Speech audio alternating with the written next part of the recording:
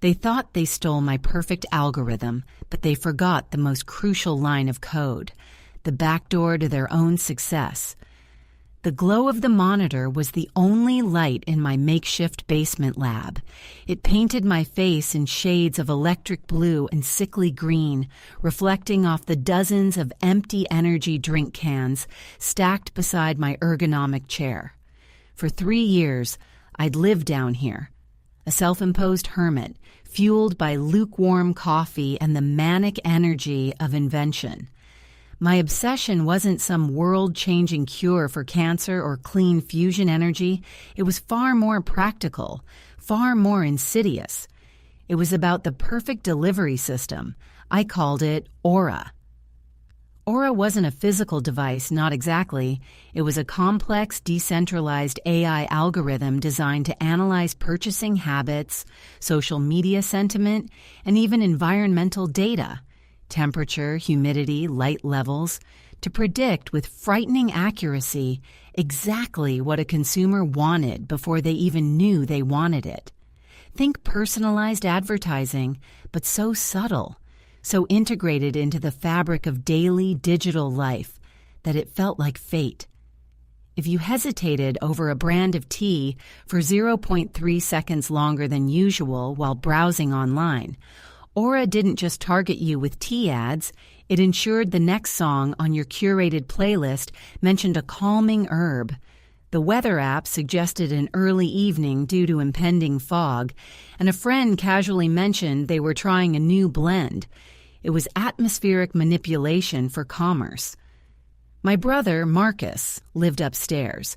Marcus was everything I wasn't: polished, charming, and socially adept. He had the MBA, the tailored suits, and the endless capacity to network. I had the schematics, the caffeine jitters, and the deep-seated belief that true genius required monastic dedication. We were oil and water, but we shared one thing: a burning need for success, albeit defined differently. He wanted recognition. I wanted functionality. I finally cracked the core optimization loop at 3:17 a.m. on a Tuesday. The simulation ran flawlessly. Aura didn't just predict. It guided the decision matrix with near 100% efficacy in the closed-loop testing environment. I leaned back, the cheap plastic of my chair groaning in protest, a wave of exhaustion so profound it felt spiritual washing over me.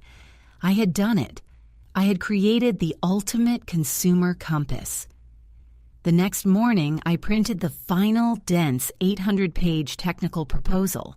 The entire architecture, every line of proprietary code, every methodology, and sealed it in a plain manila envelope. I intended to walk straight to the venture capital meeting I'd scheduled for that afternoon, but Marcus intercepted me in the hall. He was already dressed for his own day, tie perfectly knotted, holding a leather briefcase that probably cost more than my entire computer setup. "Morning, Silas," he said, his smile sharp and professional. "Big day?" "The biggest," I managed, trying to subtly shield the envelope behind my back. He leaned against the doorframe, blocking my path without seeming to. "Listen, about that personal optimization software idea you were fiddling with, the one that was making your laptop overheat constantly?" My stomach dropped like a stone in a well. "What about it?" "Well, I had a breakthrough yesterday," he continued, tapping his briefcase meaningfully. "After reviewing some of your early, admittedly chaotic notes, I reframed the entire approach. It's not about prediction, Silas. It's about prescription. I've been calling it Nexus. I'm heading to my pitch meeting now. They're already very interested. You should come. Watch how a professional handles the rollout." He didn't wait for my reply. He simply walked past me, his expensive cologne stinging my nostrils, and headed for the front door. I stood there, the thick, incriminating envelope suddenly feeling impossibly heavy in my hand. He hadn't just seen the notes. He'd stolen the concept, repackaged it, and was taking my life's work to the board an hour before I was supposed to present my own. I looked down at the envelope, then at the receding sound of Marcus's expensive Italian leather shoes clicking on the hardwood floor, and a cold, dangerous certainty settled over me. I wasn't going to the VC meeting to watch. I was going to witness the theft of my future. But as I clutched the papers, a small, nagging thought resurfaced, a whisper from the deep trenches of my coding sessions. Nexus was only the surface layer. I had built in a failsafe, a backdoor so subtle, so deeply nested in the foundational logic that no surface-level analysis, no matter how brilliant, could ever reveal it unless you knew exactly where to look. And Marcus, in his rush to monetize, had never seen the appendix. The air in the boardroom of Sterling Capital was thick with the scent of aged leather and barely concealed ambition. Marcus was halfway through his presentation, effortlessly navigating the complex market analysis with the practiced ease of a seasoned charlatan. He was projecting stunning growth metrics onto the massive screen, metrics that mirrored my own simulations almost exactly. But he presented them with a smooth confidence that made my blood run cold. He used the name Nexus, and every time the word echoed in the sterile room, it felt like a physical blow. I sat near the back, deliberately choosing a seat by the fire exit, the manila envelope, now slightly crumpled from where I'd nervously gripped it, tucked under my arm. The venture capitalists, sharp-eyed predators in expensive suits, were nodding along, their initial skepticism melting into avarice. Marcus was selling the dream of perfect consumer control, painting a picture of algorithmic inevitability. "Nexus," Marcus announced, sweeping his hand toward a slide showing a soaring profitability graph, "is not just adaptive, it's preemptive. We anticipate needs, sculpt desires. It is, quite simply, the future of retail engagement."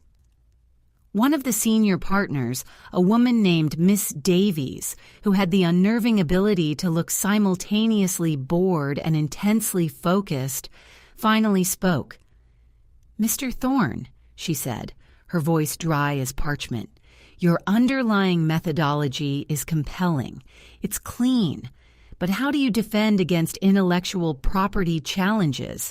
Algorithms this sophisticated are rarely unique." Marcus smiled that devastatingly charming smile. "An excellent point, Miss Davies. And that's where the elegance of Nexus truly shines.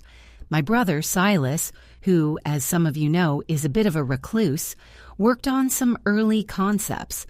But Nexus is mine. It's built on a proprietary kernel of dynamic feedback loops that I pioneered. It's entirely distinct from anything publicly documented." He glanced toward the back of the room, and for a split second our eyes met. There was no apology, no acknowledgement of the theft, only a flicker of challenge. "Watch me win." My hands tightened around the envelope. If I stood up now, disrupted the meeting, I would look like a paranoid basement-dwelling crank trying to sabotage his successful sibling. I needed proof, and proof lay in the hidden architecture, the feature Marcus was completely blind to. I discreetly opened my laptop, the cheap plastic shell contrasting sharply with the polished mahogany of the conference table. I needed to access the external network where I had mirrored a core snapshot of Aura's architecture for remote monitoring, just in case the local power grid decided to fail mid-test. It was slow, old-school dial-up emulation tunneling, but it was secure. Marcus transitioned into the technical breakdown, using jargon that sounded impressive but was functionally inaccurate. He was describing the shell I'd let him see in those early chaotic notes, the rudimentary version I'd intentionally left accessible months ago. knowing he was snooping. Wait for it, I coached myself. Wait for the activation trigger. The crucial hidden feature wasn't an optimization loop, it was a parasitic subroutine. I called it the mirror. It wasn't designed to hijack the main algorithm's function, which would trigger immediate defensive measures. Instead, the mirror was programmed to lie dormant until it detected 3 specific, highly complex procedural commands being executed sequentially. Commands that only existed in my finalized, sealed version, the one Marcus hadn't seen. These commands, once executed, would force Nexus to execute a low-level diagnostic, revealing its entire architecture to my remote monitoring station. I watched Marcus on the screen, his confidence peaking. He was ready to close the deal. And with this final verification step, Marcus said, clicking the presentation remote for the final slide, we move from projection to implementation. Nexus is ready to go live. He paused, waiting for the applause. Ms. Davies leaned forward, her eyes gleaming. Show us the live data feed, Mr. Thorne. Prove the real-world integration. This was it. Marcus's presentation included a live demo sequence, a pre-scripted chain of events designed to showcase Nexus's immediate responsiveness to a controlled input. The sequence involved subtly manipulating the stock prices of 3 fictional but algorithmically recognized shell companies. It was the sequence. My fingers flew across the keyboard, inputting the complex string into my remote terminal, timing it to coincide exactly with the moment Marcus executed the demo initiation command on his end. Initiate sequence Alpha Delta 79er. On the screen, Marcus clicked the button. The simulated market data on the VC's monitor began to shift. In the basement lab on my laptop, a progress bar appeared. Aura Mirror Protocol activated, initiating diagnostic handshake. Marcus continued talking over the shifting numbers, oblivious. But then Ms. Davies frowned. She didn't look at the market data. She was staring at Marcus's display. Mr. Thorne, she interrupted, her voice dropping an octave. What is that? Watermark. Marcus blinked, confused.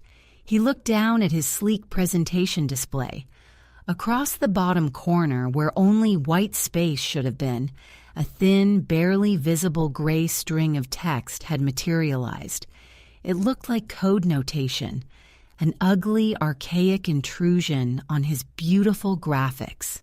/ aura _ kernel _ override : handshake _ acknowledged / Marcus's face went pale.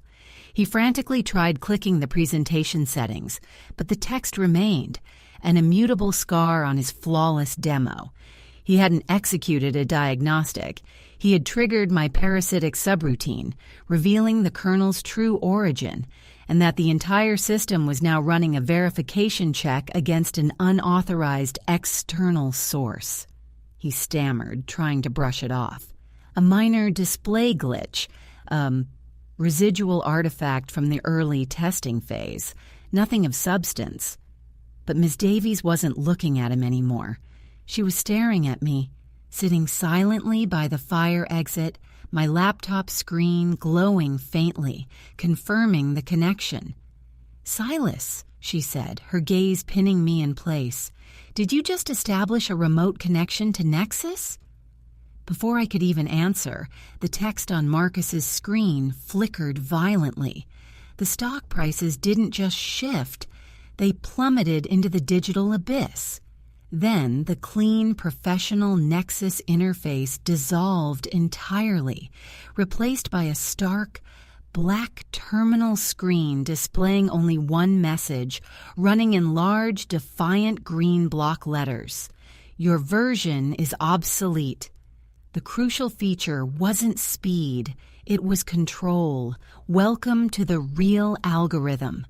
The silence that followed the terminal takeover was absolute, the kind of vacuum that sucks the air right out of a room. Marcus looked like he'd seen a ghost, or worse, a very expensive audit. His smooth facade shattered, revealing the sheer, panicked amateur beneath. He lunged for his laptop, attempting to force a hard reboot, but his frantic clicking achieved nothing against the lockdown protocol I'd initiated remotely. Ms. Davies didn't flinch.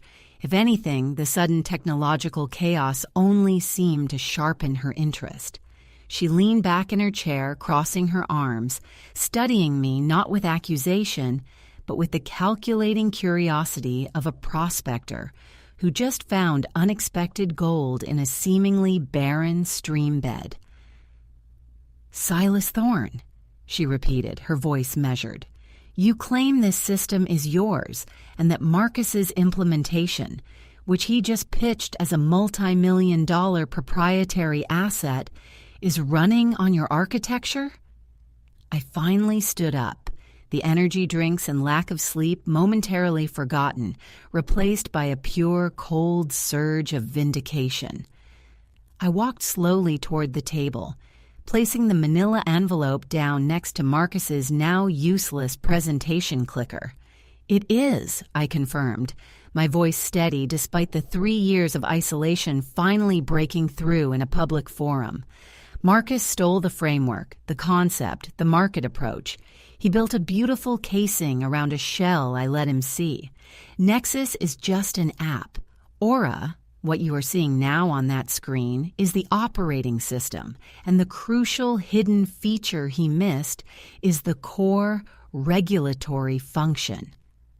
Marcus finally found his voice, spitting out words laced with betrayal. "You manipulated me. You gave me the preliminary notes specifically to watch me fail." "I gave you the notes because you wouldn't listen to me in person," I retorted, my gaze locked on Ms. Davies. "I needed you to build something tangible that executed my surface code. That's what triggered the mirror.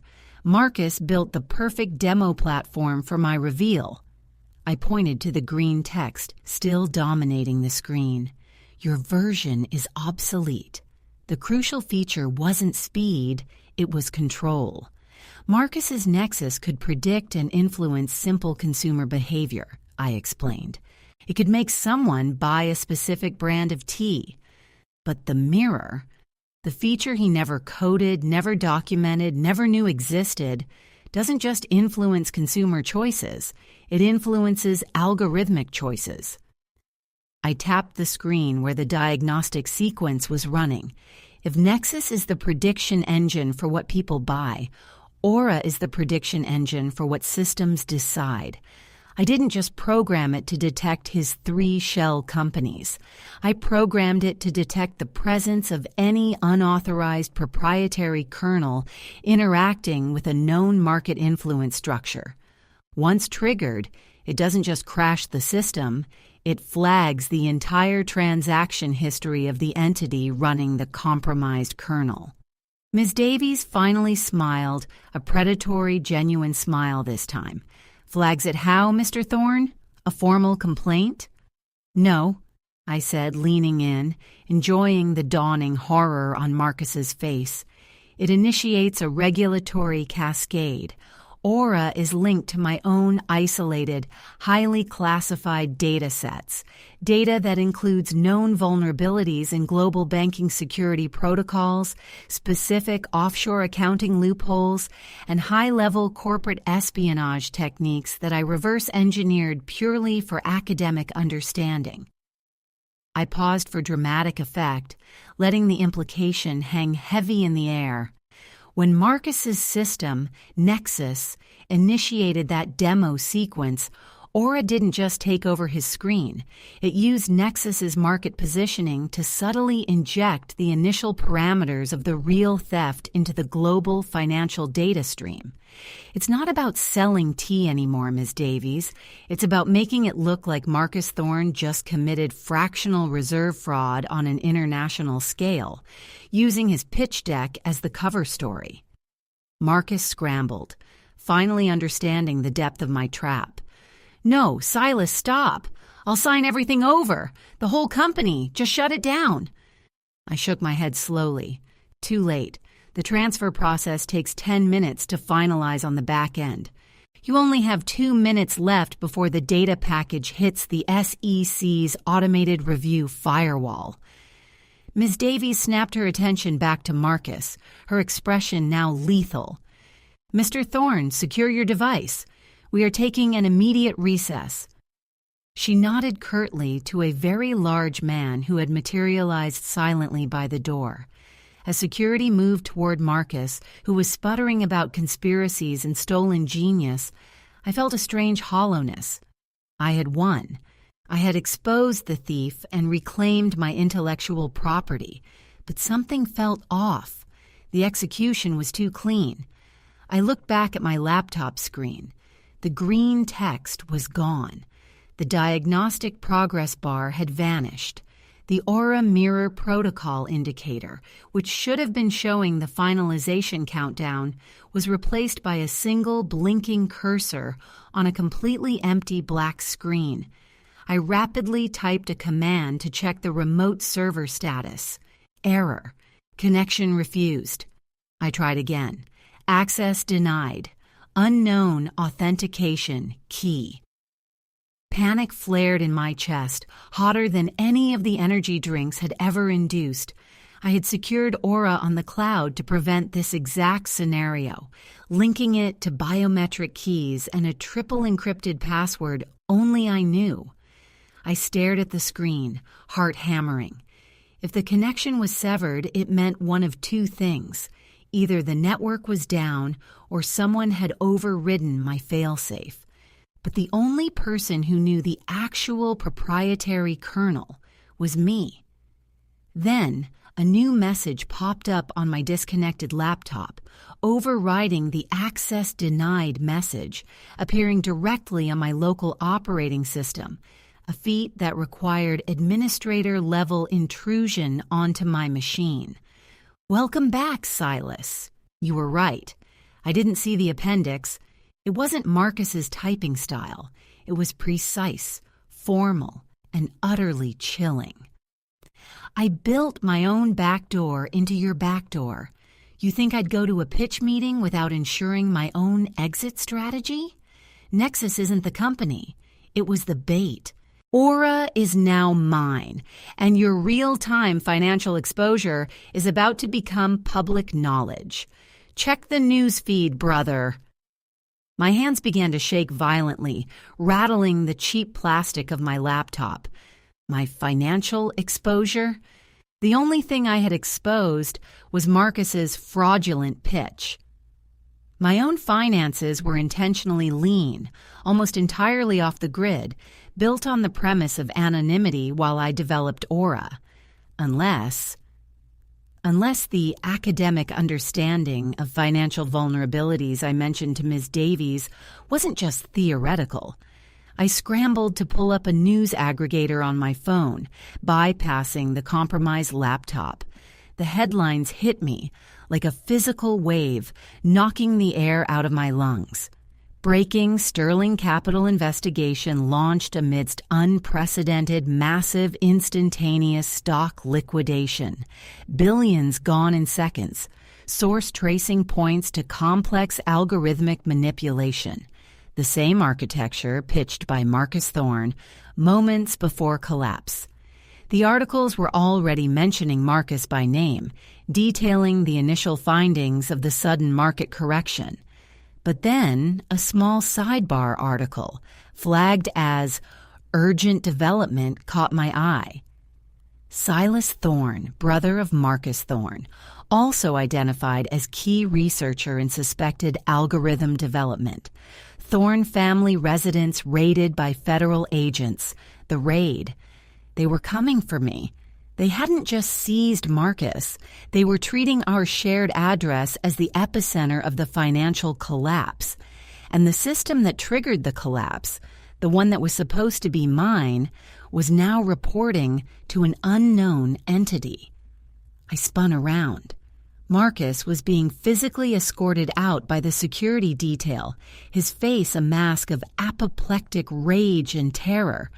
He caught my eye, and instead of fury, there was a strange, dawning understanding in his expression. He knew, finally, that I hadn't initiated the final catastrophic sequence. Someone else had used both our creations against us.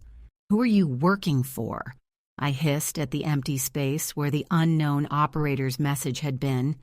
The response was immediate, a single line replacing the previous text on my laptop, which, impossibly, seemed to be back under some external control. "I am the only one who read the entirety of the library." The library.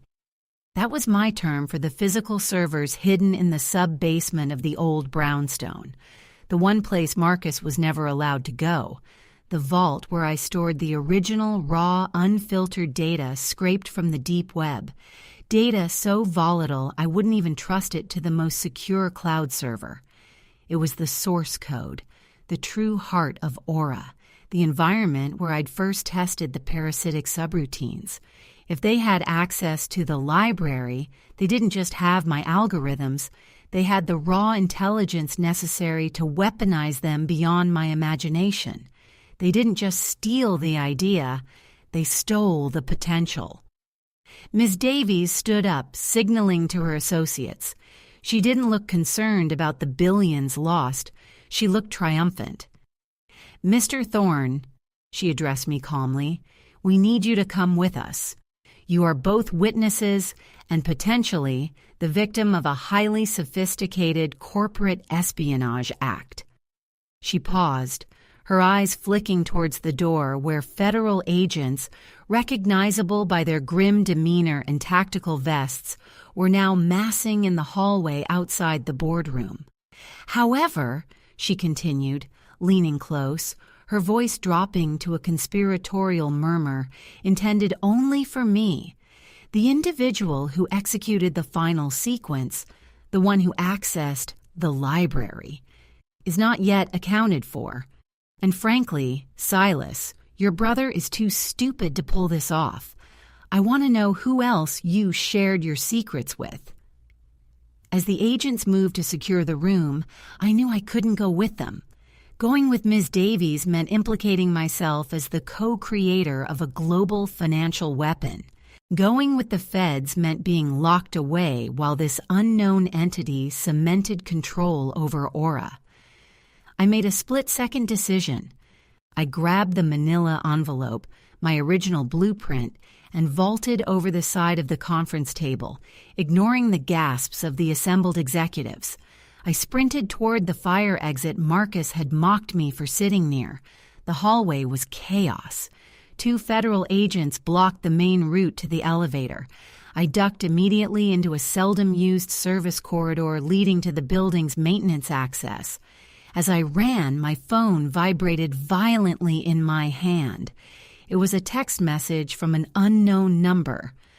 "Run faster, Silas. It's lonely down here in the library, and I need your help debugging the next phase."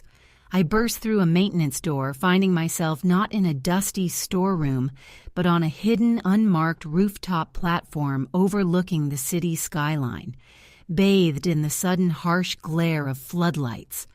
And standing 20 feet away, silhouetted against the night sky, was a figure waiting patiently by a sleek, black, unmarked helicopter, its rotors already beginning to spin. It wasn't Marcus. It wasn't Miss Davies. It was someone completely new, someone wearing the quiet confidence of absolute mastery, and they were holding up a hand in a casual, welcoming wave. "Silas!" the figure called over the escalating roar of the rotors. "The real fun is just beginning. Get in before the city realizes you're the only one who knows how to turn Aura off." The roar of the helicopter's blades was a physical pressure against my eardrums, drowning out the sirens that were beginning to climb the exterior of the Sterling Capitol building far below. The figure on the rooftop, silhouetted against the stark white floodlights, was slim, wearing a dark, high-tech flight suit, certainly not a venture capitalist or a federal agent. They were younger than Marcus, radiating an unnerving serenity. "Who are you?" I yelled, sprinting across the gravel-strewn roof toward the open hatch of the awaiting aircraft. The man didn't answer directly, simply stepping aside, gesturing me in. "The debugger," he finally shouted back over the noise.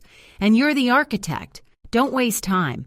They're locking down the building, and Agent Davies is about to issue a bolo on a frantic, basement-dwelling genius clutching a manila envelope." I leaped into the helicopter cabin, the interior surprisingly Spartan, all exposed wiring, satellite communication arrays, and a single professional-grade terminal already glowing softly. The debugger followed me in, effortlessly strapping himself into the co-pilot seat as the pilot. A silent, masked professional immediately angled the nose upward and away from the chaos below. "Marcus was bait," I gasped, throwing the manila envelope onto the console. "He was the surface distraction. But how did you get into my physical server room? The library? That required retinal scans and a 3-factor authentication key." The debugger finally turned to face me, his features visible now under the cabin lights, sharp, intelligent eyes, completely devoid of the avarice I'd seen in Marcus or the calculation in Davies. "You're confusing the method with the goal, Silas. Marcus stole your code. Davies wanted your technology. I wanted your data." He tapped a key on the console, bringing up a complex, 3-dimensional, topological map of global data flow. "When you were developing Aura, you realized you needed environmental context, right?